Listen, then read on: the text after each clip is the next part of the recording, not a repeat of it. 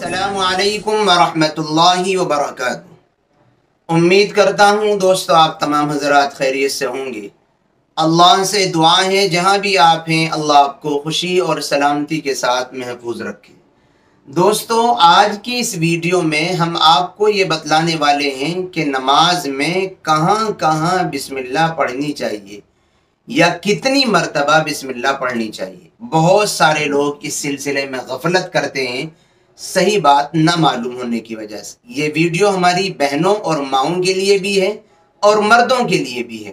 तमाम के ताल्लुक़ से हम इस वीडियो में गुफ्तगू करेंगे और ये बतलाएंगे कि किन किन मौक़ों पर किस किस मकाम पर किस किस हैयत में बिस्मिल्लाह पढ़नी है, कहाँ नहीं पढ़नी है।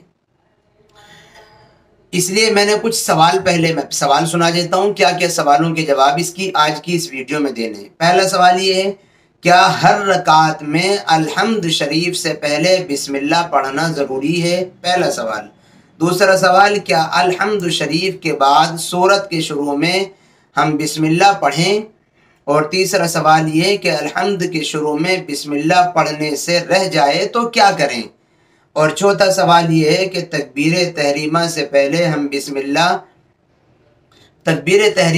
पहले बिस्मिल्लाह पढ़ना कैसा है? और पांचवा सवाल है, क्या इमाम के पीछे नमाज पढ़ते हुए भी बिस्मिल्लाह पढ़नी चाहिए या नहीं?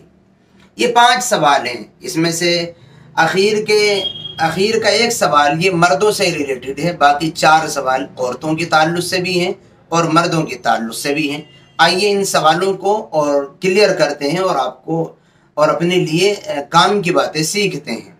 सबसे पहला सवाल, क्या सूरह फातिहा यानी अल्हम्द शरीफ के शुरू में बिस्मिल्लाह पढ़ना ज़रूरी है?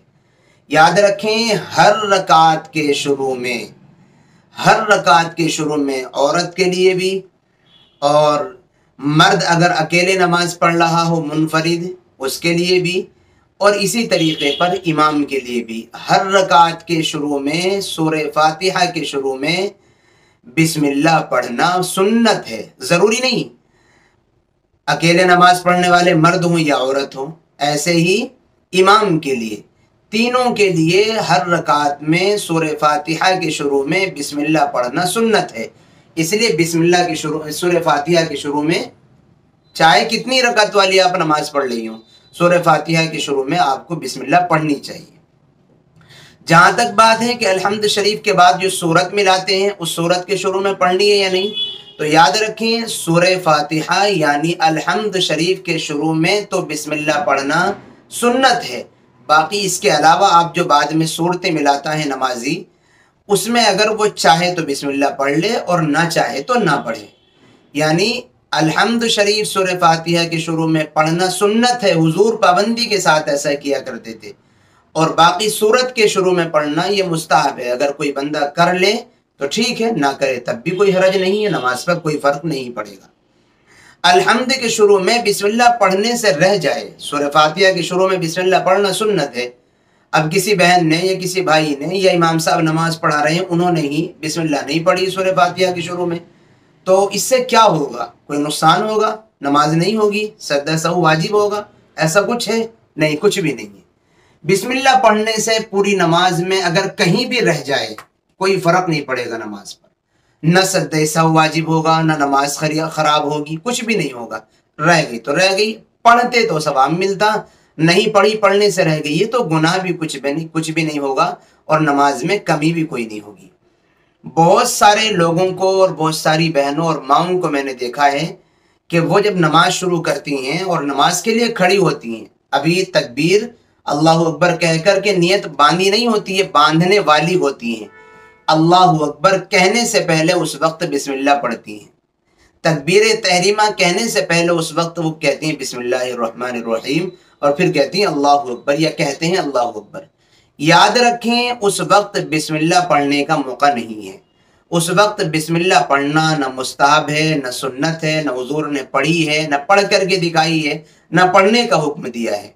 बस नमाज तकबीर के ज़रिए से ही शुरू होगी। अल्लाहु अकबर कह करके नियत बांधे, यहाँ से नमाज शुरू होगी। बिस्मिल्लाह का नमाज से कोई लेना देना नहीं, इसलिए उस वक्त बिस्मिल्लाह नहीं पढ़नी चाहिए।